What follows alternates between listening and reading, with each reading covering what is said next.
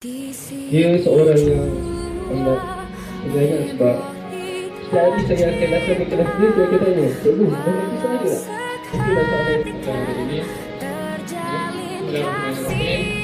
Jadi yang diramaikan Dan kita dapat melaksanakan satu lagi program kosong. Analisis item bahasa Melayu semua saya belajar. Dan bagi saya Cikgu Syazal, Cikgu Nazira,